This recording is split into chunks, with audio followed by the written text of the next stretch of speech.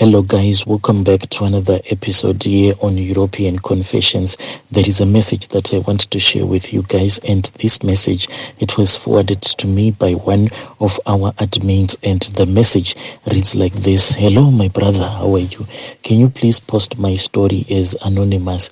My story, my brother, it reads like this. First of all, can you please not share my details with anyone, and please do not reveal the country from where I am writing my story from. So my story is like this, my brother.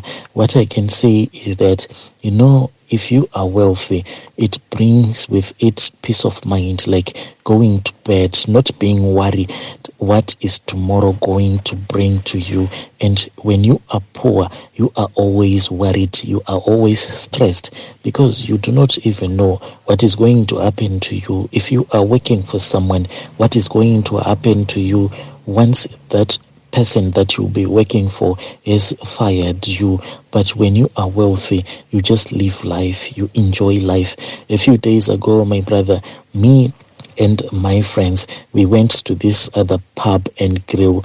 Whilst we were there, I was busy speaking with my friends. So these friends of mine, they do not know that I am a ritualist. It is only I and the other people that I am in the same club with. It is an occultic club. We are the ones that only know that we are ritualist, and the way that we associate with each other, we only associate with each other as if we are only business partners, nothing else. And what we say is that your business is your business. Those that you hang around, it is your business. We do not hang around with each other. We only do it when we want to perform some rituals. So recently, when I had gone out with some of my wealthy friends, that is the thing, when you have become wealthy, you then become friends only with those that are wealthy, because the things that you say, you just need someone who can tell you the same things that you'll be thinking about.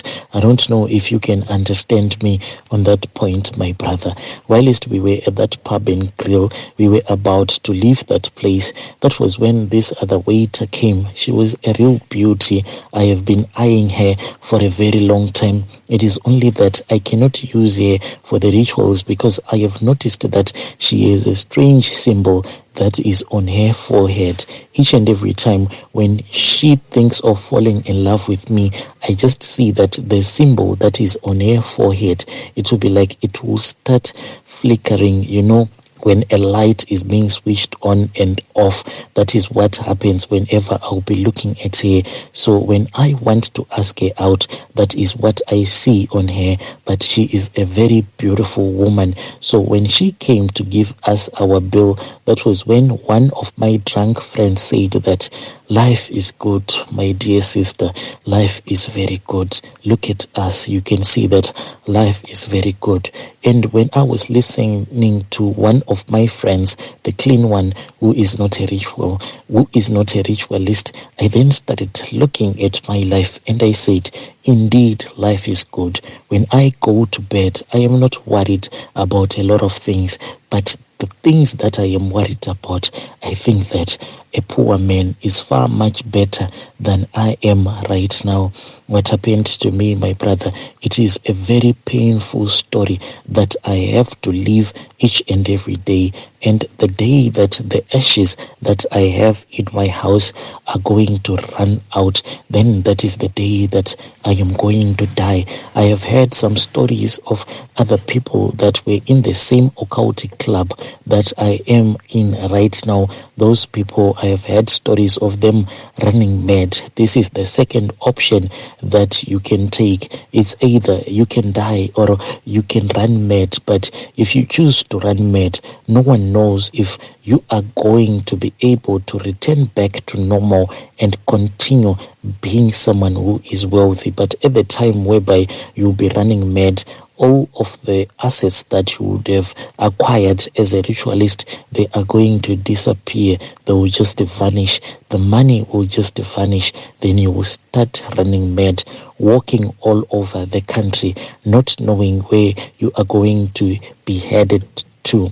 So The risk is that once you have started running mad, maybe you will never be able to become a normal human being again. So this gives me a lot of stress. I don't know, what should I choose. Should I choose death? Maybe death is easy. That is why I make sure that each and every second of my life I enjoy it. Ladies out there, be careful. If you see a man that just loves spending a lot of money, not even worrying about tomorrow, yes, that man can be wealthy, but when your money is clean, there is a level of pain that you feel when you are spending your money. But if it is ritual money, you do not feel any pain, because you know that with each and every day you are getting closer to the day that you are going to die, or to the day that you are going to lose your mind. Like in my own case, each and every day when I wake up, I'm so sorry to say this, because I know that on your platform there are a lot of Christians, but I have to say this because this is the reason why people confess. It doesn't matter if it is a bad confession or a good confession, but each and every time, my brother, when I wake up, I curse God. I curse him for creating another day, because the previous night before I go to bed, I ask him to make the night to last forever. But when I wake up in the morning, when I watch the sun as it will be rising up, then I'll start cursing him. But the way that I curse him, my brother, I don't think that you will be able to say it in public, even if I write it to you. So I'll just leave it for me. But I curse him and I say that, why have you decided to create another day? What is it that you see to be so fit? So what is it that has made you to create a new day? What is it that you could not have done the previous day that you want to do today? This is the way that I curse God each and every morning. The reason why I curse him, it is because with each new day, I am moving closer and closer to my grave. What I did, my brother, is that when I had gone to do these rituals, I knew what I was doing, but I didn't know that this was the full extent of me performing all of those rituals. So I was then told that I had to sacrifice someone. I ended up choosing my grandmother. After my grandmother had been sacrificed, that was when money quickly started flowing into my account. And after the money had started flowing into my account, my grandmother got so sick whilst she was in the village, and it was something that people didn't even understand, because as she was lying on her deathbed, there was saliva that kept on dripping from my mouth. So throughout her funeral, I kept on wiping my mouth and covering my mouth with a soft cloth so that people won't even see what was happening to me. And it was thick saliva that was just coming out of my mouth.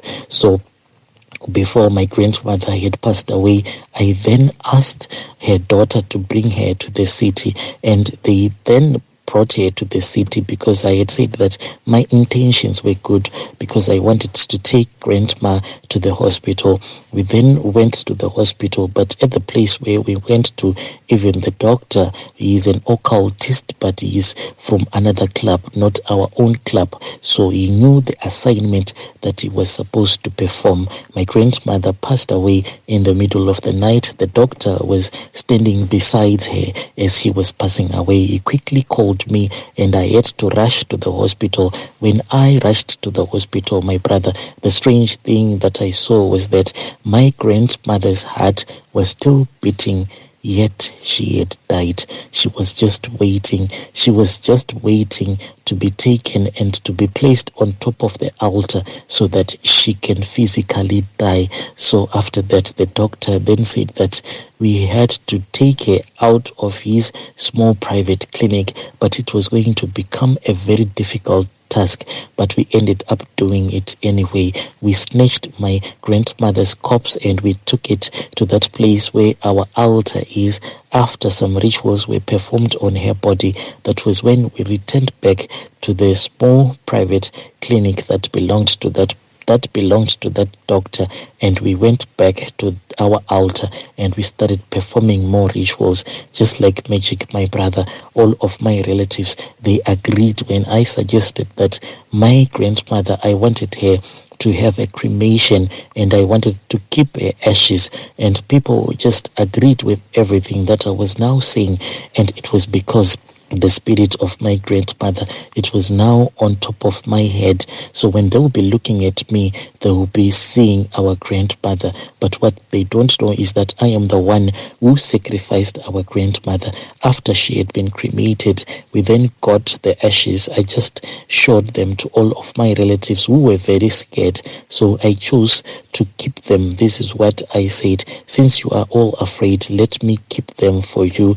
But I have been using my grandmother's ashes so that I can become rich. Whenever I want money, I just remove some of the ashes from that glass bottle that I am keeping them in, and I blow them in any direction, and money will come back into my account, or it will just appear in my bedroom. All of these things, my brother, it is made possible because of the ashes that once belonged to my grandmother. As soon as the ashes would have run dry, then I will have to make another sacrifice, and unfortunately I cannot sacrifice anyone but myself. I have to die or I have to run mad, but I am afraid because all of those things that I am supposed to choose, because between the two things that I am going to choose, there is nothing that is better. Who can ever choose to die when you have enjoyed life like this? Who can ever choose to run mad not knowing when you are going to be okay? So this is the dilemma that I am facing.